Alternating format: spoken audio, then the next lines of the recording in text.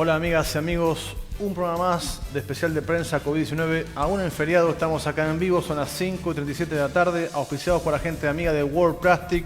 Ya está ayer contra nosotros, así que haciendo su cuarentena respectiva. Así que bueno, la gente de World Plastic, muchas gracias por el apoyo. Hoy tenemos que decirles que bueno, es terrible el aumento de cifras de contagiados, según 17.581 casos a nivel país, casi 4.000 en contagios nuevos en un día, con 45 fallecimientos en las últimas 24 horas. Y ahí tenemos un gráfico que vamos a poner ahora, estos a nivel país.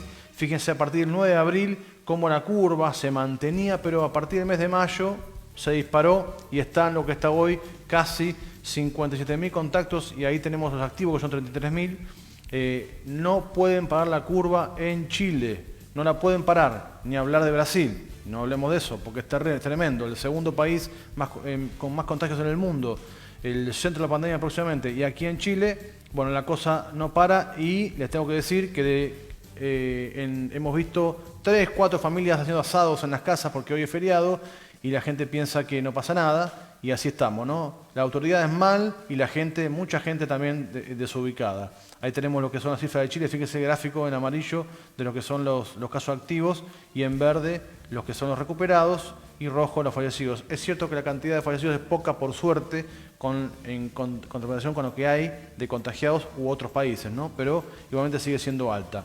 Tenemos que decir, sí, una cosa muy importante, es que ahí tenemos, eso es Chile, ¿no es cierto? Eso es Chile. Ahora vamos a ver la de Coquimbo, la de nuestra región. Ahí estamos con la de Coquimbo. Fíjense, parece un Tetris. Miren Coquimbo.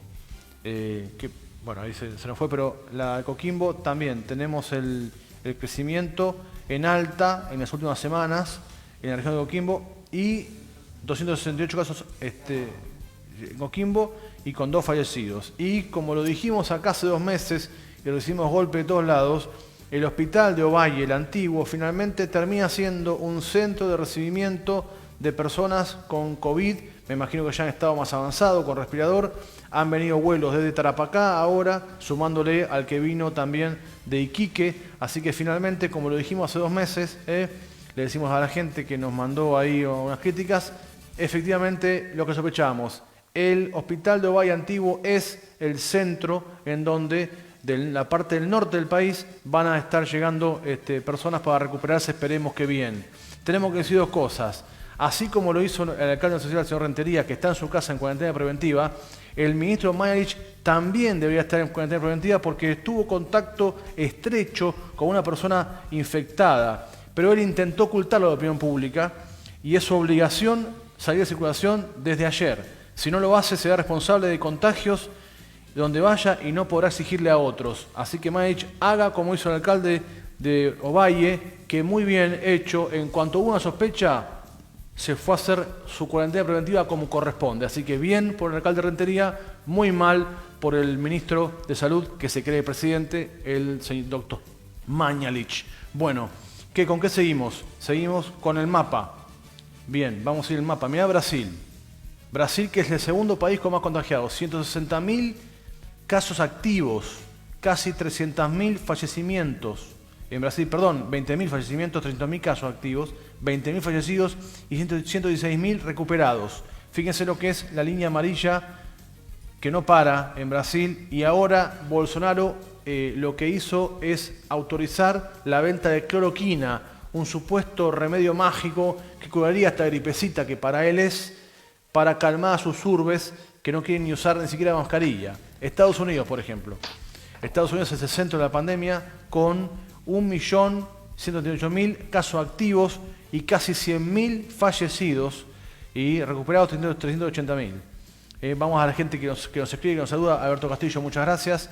Y vamos a ir a España. España también. Ahora vamos a hablar un poco de España más en puntual. Tenemos 55.000 casos activos, 28.000 casi fallecidos y casi 200.000 recuperados en España. Y hablamos de España, fíjense la curva, que subió, ahora está un poquito en la meseta, porque en España tenemos un contacto para hacer en vivo ahora.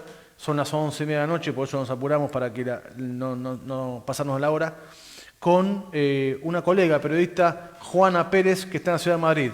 Juana, bienvenida a MOTV, ¿cómo estás?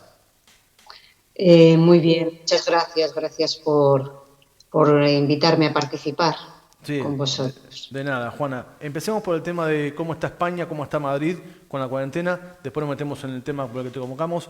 ¿Qué nos puedes contar, qué nos puedes reportar, ya que sos colega, aprovechemos, desde lo que está pasando ahora en Madrid? Mira, en Madrid, bueno,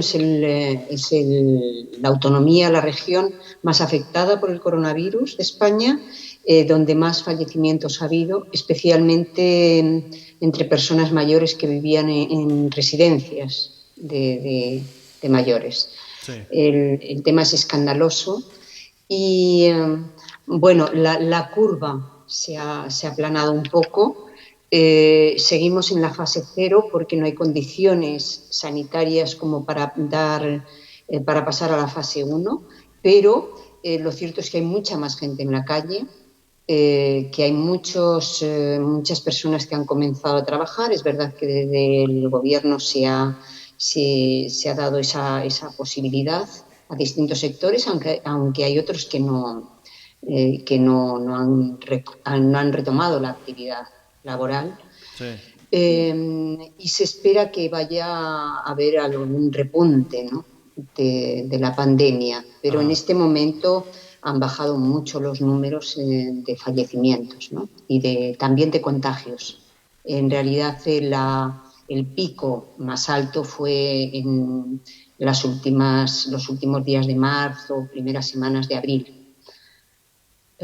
Eso no quiere decir que esté controlada la pandemia, porque un indicador claro es que no hemos cambiado de fase, por decirlo de algún modo, ¿no? Claro, Así es que estamos viendo qué es lo que ocurre, ¿no? la llegada de verano también facilita que la gente quiera salir de las casas, porque empieza el verano ahí en España, acá el invierno, allí el verano, y eso también puede ser que facilite el tema, ¿no? Sí, parece que con el calor no se desarrolla tanto la pandemia, pero se desconoce tanto acerca del COVID-19 que en realidad siguen las investigaciones, pero no hay datos que sean definitivos. Sabemos que Claro. están haciendo pruebas a las personas que han estado contagiadas o al lado de personas contagiadas, Ujú. y pero también sabemos que los resultados, por las pruebas que se están haciendo, no son tan contundentes, no son tan claros. Así es que, Claro, bueno, ahí estamos. ahí está. Animamos a que se tomen todas las medidas necesarias, eh, imaginables, como para tratar de poner control a la situación, porque se Bien, desconoce cómo opera este virus, ¿no? claro.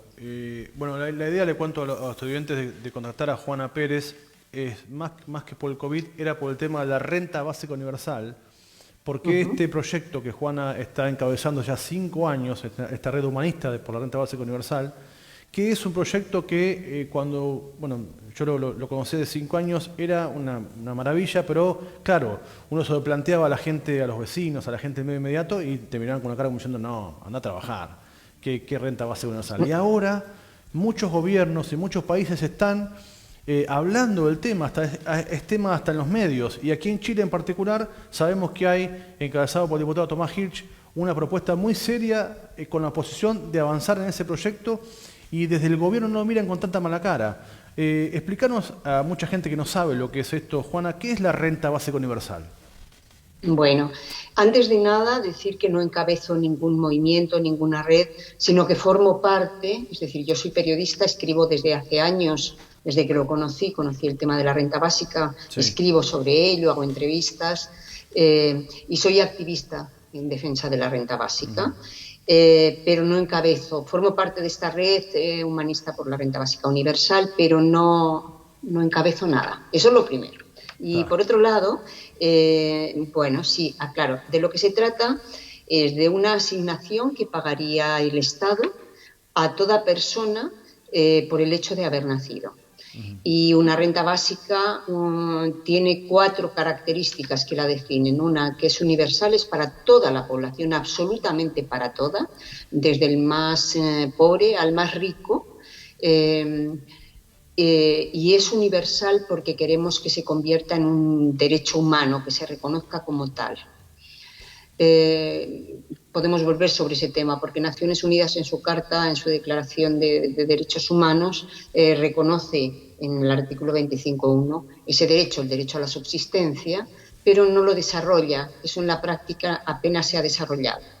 Bueno, decíamos, tiene 4 características, volviendo al tema de lo que es la renta básica. Una, que es universal, se le concedería a toda la población, aunque eso no significa que toda la población saliera ganando con la renta básica, es decir, los cálculos dependiendo de los países, pero por ejemplo en el caso del Estado español, en base a estudios hechos por economistas que llevan años trabajando con el tema, ganaría como el 80% de la población y otro 20% que estaría en la parte alta de la pirámide perdería. Ganaría, tendría la misma renta básica que el resto, pero tendría que pagar, por ejemplo, más impuestos. Bien, esa era la primera característica. Otra es que es incondicional, es decir, nadie tiene que justificar si tiene empleo, si tiene recursos, si no los tiene, si tiene ganas de estar empleado o no, si tiene familia o no, etcétera. Otra es que es individual, a diferencia de muchas de las ayudas que en general suelen ser a familias, ¿no? He hablado de las ayudas que se dan por falta de recursos, por pobreza. Sí. Y además, como cuarta característica, es que ha de ser suficiente como para que una persona, cualquier persona, pueda sobrevivir, tenga la seguridad de que su cuerpo tiene condiciones suficientes para poder seguir viviendo y tiene un techo donde vivir. Por cierto, aclaro, no tiene nada que ver, no pone en cuestión otro tipo de asignaciones o otro tipo de derechos como es el derecho a la educación universal, gratuita, o el derecho a la sanidad, etcétera. Son derechos diferentes. Es decir, esa asignación no cubriría los gastos por educación, por salud, etcétera. Bien. Eso sería más o menos una renta básica. Es algo que se lleva años conversando sobre el tema. Hay gente que de algún modo lo planteó ya hace mucho tiempo, pero en este caso, bien que es una red mundial de activistas por el tema, viene trabajando desde hace unas décadas. Sí. Y bueno, ahora, ¿por qué se ha puesto mucho más sobre el tapete, sobre la mesa? Sí. ¿Por qué se habla mucho más en diferentes partes del mundo? Porque se unen dos elementos. Uno del que ya veníamos hablando, los activistas que estamos defendiendo la renta básica, que es la dirección en la que va en la que vamos como humanidad, y es que cada vez va a haber menos empleo por los avances tecnológicos, la robótica, etcétera. Es decir, las máquinas van a ir sustituyendo a las personas. Y aunque haya cambio de tipos de empleos, de todos modos, no va a haber tantos empleos como los que hay hasta el momento. Algo que, por cierto, a los humanistas no nos parece mal. Al contrario, el tema no es si trabajan las máquinas o trabajamos las personas, el tema es cómo las personas subsistimos. Y por primera vez en la historia, la humanidad cuenta con recursos suficientes para que la humanidad entera, los 750 millones de habitantes, podamos tener condiciones de vida dignas. Así es que es un momento muy interesante. ¿Qué ocurre? Que en este momento, en el que ya veníamos cada vez más gente hablando del tema, de pronto aparece esta pandemia. Y esta pandemia nos hace evidente que mucha gente, de pronto mucha gente se queda sin empleo. Es decir, eso que viene anunciado por los avances tecnológicos, de pronto se da porque un virus nos deja en casa y no se puede salir a trabajar. Y en este caso, claro, ¿qué hacemos? ¿Dejamos que millones de seres humanos mueran? Porque no hay millones y millones y millones, porque no pueden acceder a un empleo, no pueden desarrollar su empleo. No es posible, no tiene sentido alguno cuando hay riqueza suficiente.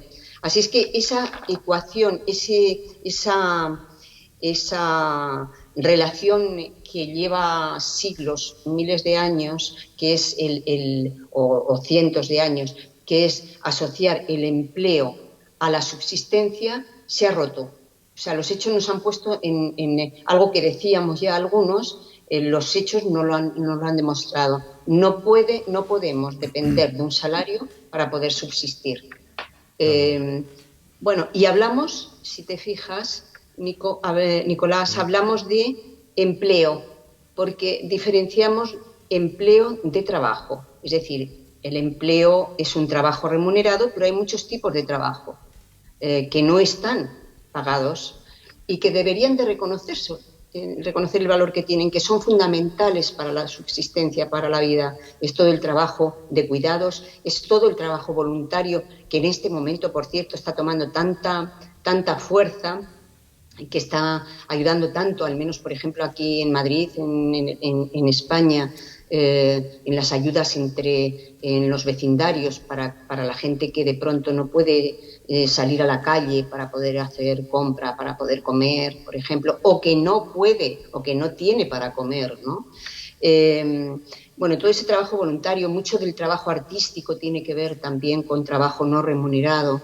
El trabajo de los cuidados, como decíamos, que está tan asociado en general a la mujer, ¿no? Y que nunca ha sido suficientemente valorado porque no ha tenido un salario. Bueno, claro. Es el momento de ponerlo en valor. En Chile, le cuento a la gente que está escuchando, este pago de renta universal, este aporte, sería de 200.000 pesos. 200.000 pesos sería lo que están estimando, le cuento a la gente para que se ubique en Chile. Claro, también hay una idea del sistema de que el trabajo dignifica. Y como dicen por ahí en Argentina, el trabajo dignifica, dice mi patrón. O sea, hay que revisar el concepto de trabajo también, ¿no? Esta renta básica, Juana, ¿sería desde que uno nace o a partir de una cierta edad? ¿Cómo se está pensando en ese tema? Desde el momento en que uno nace, porque desde el momento en que uno nace necesita subsistir, ¿no?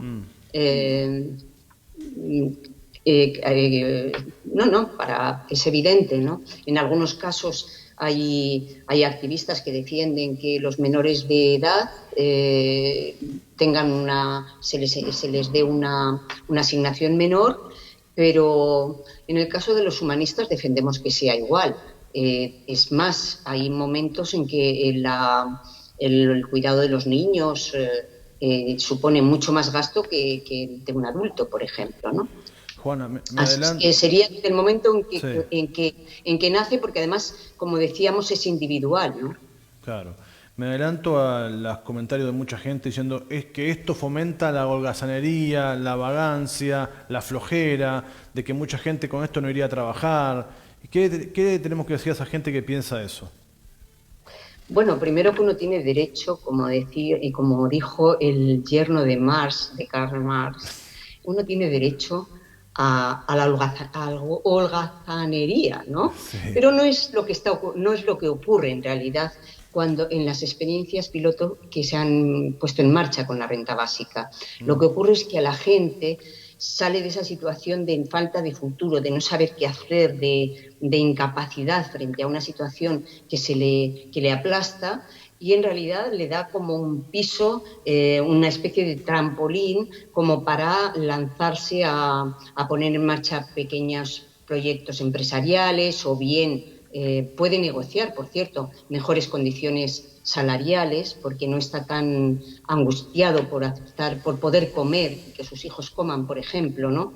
Así es que no, lo que se ha demostrado es todo lo contrario, que dinamiza a la gente en lo que tiene que ver con el empleo, ¿no? Además, como dice Daniel Raventós, el presidente de la Red de Renta Básica aquí en España, él dice que él pregunta a sus alumnos o a la gente que habla sobre, que argumenta esto que comentas, y le pregunta, bueno, pero ¿a ti te bastaría con esa renta básica? Y le dicen, no. Y bueno, ¿y por qué supones que a otros les bastaría, ¿no? ¿Qué sentido tiene que los ricos quieran ganar más dinero y que alguien que reciba una renta básica acepte esa situación? En cualquier caso, Bueno, está demostrado que no, pero además cada uno debería de poder hacer con su vida lo que quisiera, ¿no? Claro. Y me gustaría volver sobre un tema, el tema de la dignidad que comentabas, ¿no? Dale. Porque es un tema, la mayor resistencia, la mayor dificultad que estamos encontrando no es que no haya fondos, no haya economía, no es cierto, eso depende de una voluntad política, de a quién se quiera, dónde se ponga el foco y a quién se quiera beneficiar en las políticas públicas, si a unos pocos o a la mayoría o a todos. De eso depende, porque, como decía, el planeta tiene recursos suficientes. Y en general en los países donde se dice que hay menos recursos, en realidad tienen recursos naturales mucho más grandes que en otros países. Solo que esos recursos salen, no revierten en beneficio de la población. Claro, el cobre. Eso por un lado. El Disculpa, cobre sí. Pero la mayor resistencia, comentaba, en realidad está en el sistema de creencias que dicen eso, algo parecido a lo que tú comentabas. Que dicen que de fondo hay todo un tema en el que nos han educado y es eso de ganarás el pan con el sudor de tu frente, que una amiga, que es profesora en una universidad aquí en Madrid, Paloma Bru, ella explica muy bien y dice, en realidad eso habría que contarlo de otra manera, y es ganarás mi pan con el sudor de tu frente, ¿no? Y es otra forma de contarlo, ¿no? Y de decirlo, porque en realidad claro, cuando asociamos el empleo a la subsistencia, a que además nos da dignidad, a que además nos hace buenas personas, nos hace buenos ciudadanos, ¿qué ocurre cuando no tengo empleo? Y en estas circunstancias, además, cada vez menos. Ocurre que ni tengo posibilidad de ser buena persona, ni de tener dignidad. Es muy fuerte, es muy duro. Así es que todo ese montaje, todo ese relato, hay que cuestionarlo. Claro. Nosotros los humanistas decimos que cualquier ser humano, que todo ser humano nace digno, es digno por el hecho de haber nacido humano. Luego, una minoría, quienes ostentan el poder y se han apropiado de lo que es de todos, nos quitan a veces las condiciones de vida digna. Pero eso es otro tema. No es que no nos dan, no nos hacen dignos, el empleo no nos hace dignos, o no necesariamente, no tiene nada que ver. Cuando yo trabajo en condiciones de esclavitud o semiesclavitud, eso no me dignifica como ser humano. Claro. En realidad son, como tú decías, los discursos, ese es el discurso del patrón, hablando, acá suena un poco así como del siglo XIX o parte del XX, pero no sé, disculpadme las expresiones, son un poquito diferentes, ¿no? Pero así es. Se entiende. Que el trabajo dice mi jefe. Necesitamos cuestionar el discurso de los poderosos que hemos hecho nuestros a través de la educación. Disculpa. Tal cual, Juana. Bueno, quiero agradecerte mucho el tiempo que nos diste, porque creo que es un tema interesante para tocar. Tenemos gente que está hace meses sin trabajo aquí en esta ciudad de Ovalle, empezaron las ollas comunes, como se llama aquí en Chile, a juntarse a comer porque no hay comida, y si hubiese una renta básica universal, eso no pasaría, y mucha gente que está buscando trabajo hace meses no tenía esta angustia de no tener dónde caerse porque no hay plata.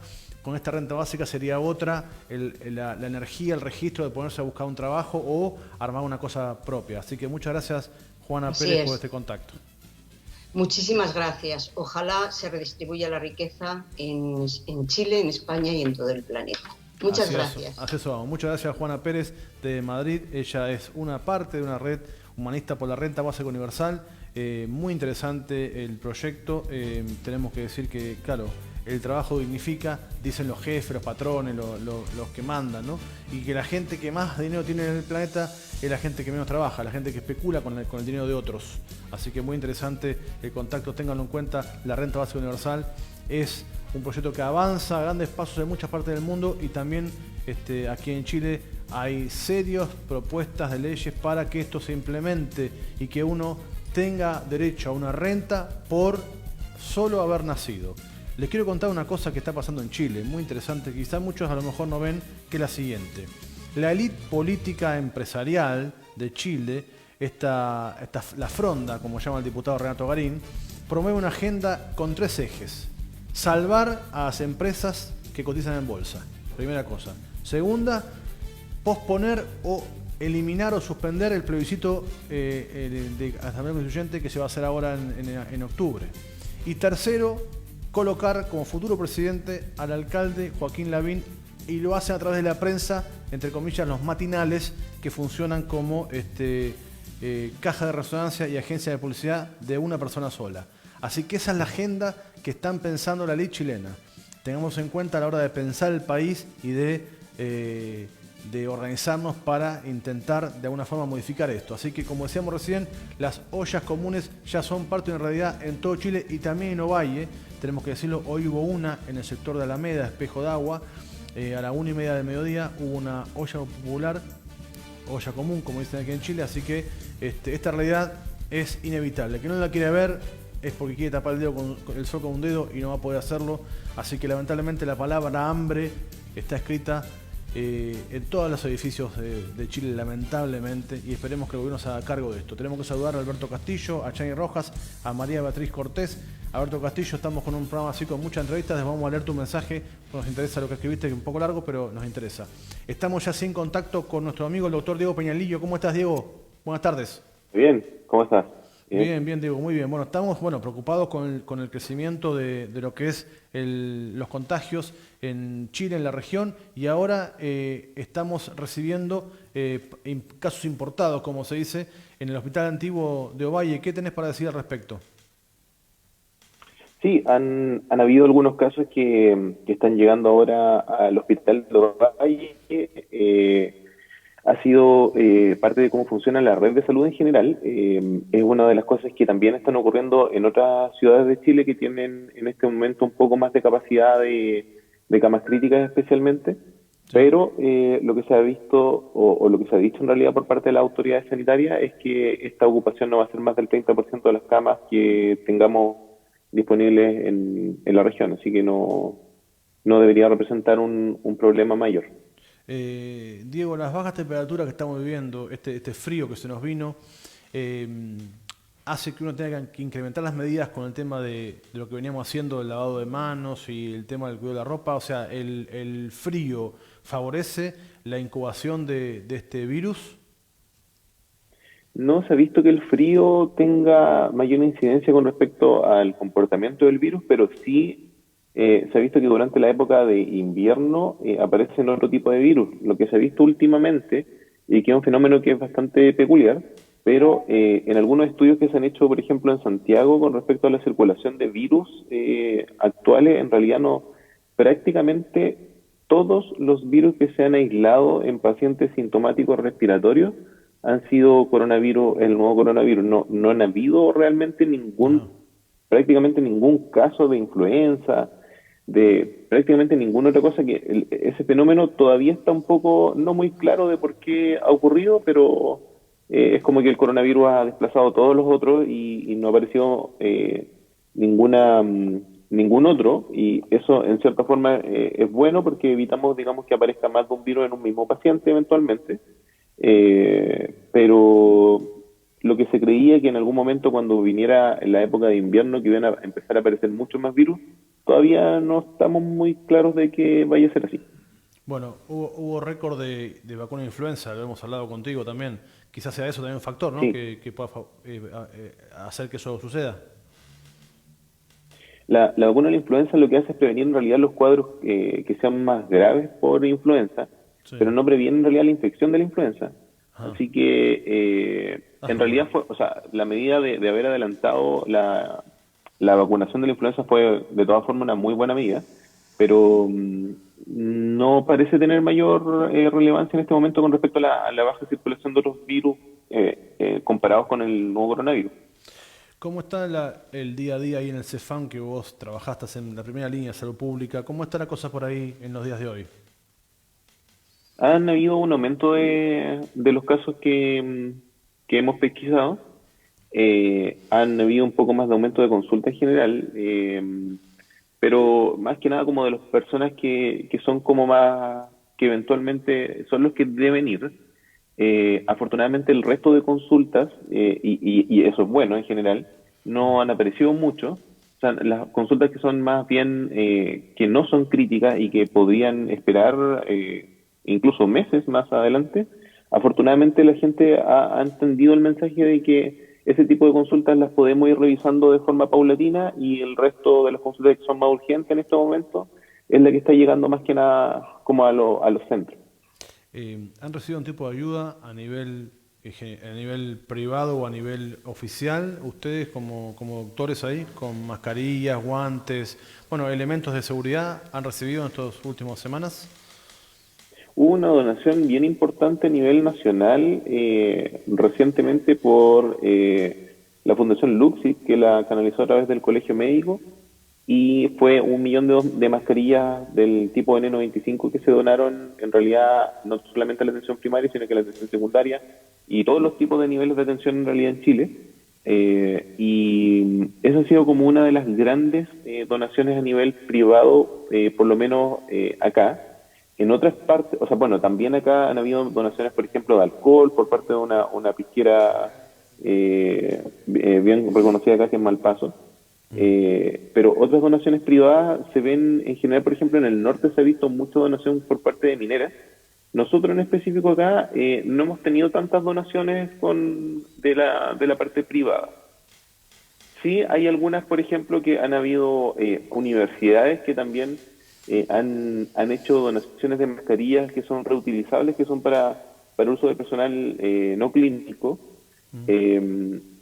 y también de donaciones de escudos faciales, que también han hecho corporaciones que son en realidad corporaciones públicas, porque son universidades públicas, y son de la región y lo han hecho llegar a nuestro centro.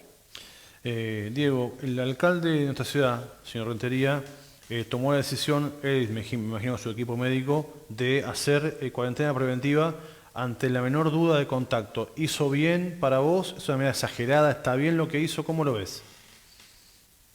Bueno, en general, cuando un paciente tiene por ejemplo, habiendo sido una sospecha de un contacto estrecho, lo que debería hacer es mantener el aislamiento. En ese sentido, todas las personas que pudieran haber tenido contacto estrecho con una persona que haya salido confirmada con coronavirus, la actitud que deben tener inicialmente es siempre de resguardo, y en ese sentido el hecho de que se haya generado un aislamiento preventivo de todas formas es la conducta más recomendable. ¿Hay una estadística de cuánta gente hay en estado preventivo en la ciudad? ¿Tenés esa noción o no? ¿No sabes ese dato?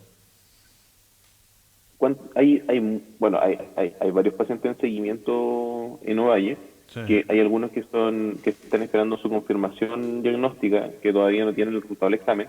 Hay otros que están, confirmados y que están solamente en el seguimiento, y hay algunos otros pacientes que son contactos de esos pacientes confirmados que también están en seguimiento. El número en específico no lo tengo, pero debe estar rondando sobre los 200 pacientes en seguimiento en la comuna. ¿Ya? Eso no significa obviamente que sean pacientes que estén confirmados, son solo seguimientos, para que no se malentienda tampoco, sí, ¿ya? Sino que solamente el seguimiento de los pacientes que pudieran haber en algún momento tenido algún síntoma y estaban esperando la evaluación con examen. Diego, de todas las medidas que hay que tomar, según tu experiencia y tu trabajo que haces, ¿cuál es la medida que la gente menos tiene en cuenta y que debería tener en cuenta? En general tiene que ver con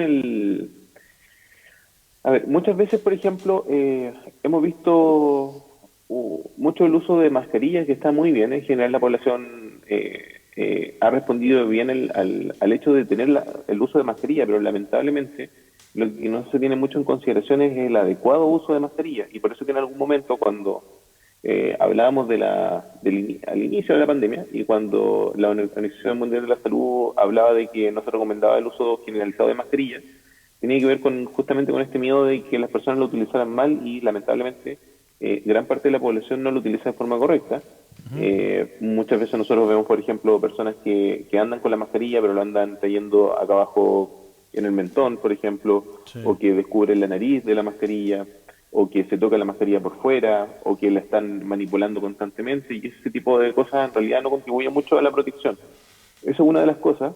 Pero, por cierto, no es lo más importante tiene que ver con el aislamiento. En general, es una de las cosas que hemos sido como, ha sido como muy bien recurrente el tema de hablar del aislamiento, y la gente todavía también no se logra entender de repente muchas veces por qué están saliendo como si fuera digamos, una época normal. Claro. Yo puedo entender de repente que muchos podrán tener en cierta forma una razón que esgrimen como válida, pero en general no hay tantas razones válidas como para exponerse y exponer a los demás. Hay muchas veces que hay personas que salen, por ejemplo, para lisa y llanamente vitrinear, ni siquiera con ningún objetivo, digamos, de comprar algún producto esencial o comprar ropa, que es totalmente entendible, o salir a trabajar, porque es totalmente entendible que tengan que tener cierta capacidad digamos, de subsistir, por supuesto, pero hay otras veces que hay mucha gente que está en la plaza, por ejemplo, no sin tener ninguna razón como muy específica para estar ahí, solamente están paseando. Y eso también, a pesar de que todos podrían decir que es que yo trato de mantenerme aislado de otras personas, en general el hecho de estar muchas personas dentro de un mismo lugar es imposible mantener ese aislamiento. Entonces, ese tipo de actitudes son poco comprendibles. Diego, te hago la última por hoy, por lo menos. Si vos tuvieses la posibilidad de decidir, si a vos te preguntaran de que estamos cuarentena total en la cuarta región o no, ¿cuál es tu respuesta hoy?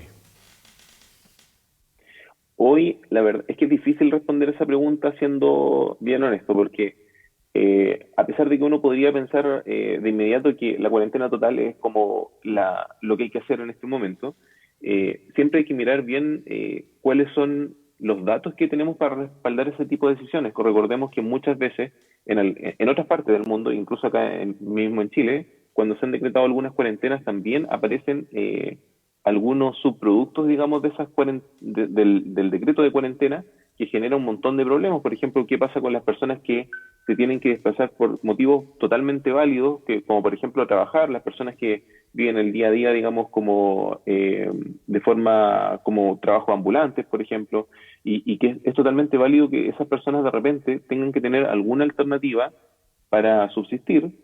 Y lamentablemente a veces con las cuarentenas, cuando se aplican de forma incorrecta o cuando los mecanismos con los cuales se genera esta cuarentena no son muy claros, también se puede afectar muy negativamente a ese tipo de poblaciones y generar problemas del orden social, el orden económico, por supuesto, y por supuesto, obviamente, del orden de tipo sanitario. Entonces, la verdad es que para uno poder decir eso, lo primero que tenemos que tener es datos confiables y datos más certeros, y lamentablemente aún hasta el día de hoy la autoridad en general ha sido un poco reticente a liberar de forma adecuada los datos que se necesitan como para poder apoyar ese tipo de decisiones. Hay varias personas que tenemos la capacidad de analizar cierto tipo de datos desde el punto de vista de salud pública, y que podríamos aportar un poco a las personas que en realidad tienen el poder de toma de decisiones, pero sin embargo, sin datos es muy difícil lograr tener ninguna actitud o lograr comunicar alguna cosa que pudiera ser en realidad ayuda en este momento. Nosotros es como volar un avión a ciega en cierta forma, y la verdad que de esa forma es difícil saber si podemos aterrizar o no. ¿Y por qué pensás que la autoridad hace eso, que especula o que no entrega esos datos? ¿Por qué será que lo hacen? La verdad que lo desconozco, creo que tiene que ver con algunas razones de repente, más bien no sé si se malentenderá un poco de cómo mantener el control de una situación. Yo creo que en realidad hay muchos actores que son súper relevantes acá, que podrían apoyar mucho la toma de decisiones, y lamentablemente están siendo marginados por algunas decisiones que a lo mejor son decisiones más bien del índole político más que del índole científico, y que lamentablemente generan un perjuicio de la población en general. ¿Qué pensás de tú que ha tenido la presidenta del Colegio Médico, Isquia Siches, su comentario, su actuación pública? ¿Qué opinión te merece? Bueno, con respecto a la doctora Siches, yo en realidad las cosas que en general se proponen a nivel como del gremio del colegio médico, son las cosas que en general son muy resonantes con lo que habla el mundo académico y científico en general. No son, digamos, como, no es muy disidente las voces que hablan con respecto a esto de mejorar la calidad de datos, de generar un poco más de apertura con respecto a las políticas que se están tomando, o por lo menos que se tomen en cuenta más las decisiones del punto de vista más académico y científico. Y en realidad es lo mismo que estaba hablando el colegio médico, no hay mucha disonancia, como les decía, entre lo que se conversa como en la parte académica y entre lo que se conversa a nivel, digamos, gremial por parte del colegio. Y en esa instancia, en realidad, es cuando uno echa de menos un poco que haya más apertura a escuchar los demás actores dentro de este problema, porque en general lo que se ha visto hasta el momento es de que, si bien ha habido un poco más de apertura actualmente comparado con como lo veíamos antes, aún falta mucho y hay mucho que aportar, y eso es algo que al final tenemos que trabajar entre todos. Bien, Diego, muchas gracias por tu aporte, por tus palabras siempre certeras, así que te agradecemos mucho, Conato. La próxima, seguramente, la semana que viene estaremos de vuelta llamándote. Muchas gracias, Diego. Listo, muchas gracias, que estén muy bien. Bien, Chao. buena onda. Doctor Diego Peñalillo, siempre ahí dándonos su espacio, su tiempo para que esclarecer y tener una mirada más clara sobre el tema. Lo último me tuvo un minuto antes porque estamos preocupados con la baja que ha habido de DirecTV, de lo que es Venezuela, y nos enteramos que la dueña de DirecTV, que es la empresa AT&T, no se quería ir de Venezuela hace un año y medio, que la está metiendo presión. ¿Saben por qué? Porque DirecTV tiene el 50% del mercado en Venezuela, el país que más consume DirecTV es Venezuela. No les convenía irse nunca, pero fue con tanta presión, el gobierno de Estados Unidos tanta presión le metió, y ayer el dueño tuvo que salir a la prensa a declararlo. No nos quisimos ir, nos echaron de Venezuela, el gobierno nos sacó de Venezuela, así que nuestro apoyo a todos los trabajadores de DirecTV de Venezuela que han quedado sin trabajo, lamentablemente, y entre otras cosas, el sacar DirecTV de Venezuela fue para censurar la señal de Telesur, que se ve en América Latina el 80% por DirecTV. Así que todo nuestro apoyo a la gente de Telesur y a la gente de DirecTV, que también en Venezuela se han quedado en la calle, en pana, como dicen ellos, y sin ninguna cosa que hacer. Qué tremendo lo que está pasando a nivel global. Bien. Vamos a despedirnos por un rato porque ya viene el contrapunto, así que vamos a dejar la pantalla aquí hasta hoy, pero quédense un rato más con Emio TV porque ya llega el contrapunto regional con un debate que va a estar buenísimo hoy. Así que hasta mañana, que los pasen muy bien, cuídense, no hagan ningún tipo de junta, júntense virtualmente que el Zoom anda bárbaro. Hasta mañana.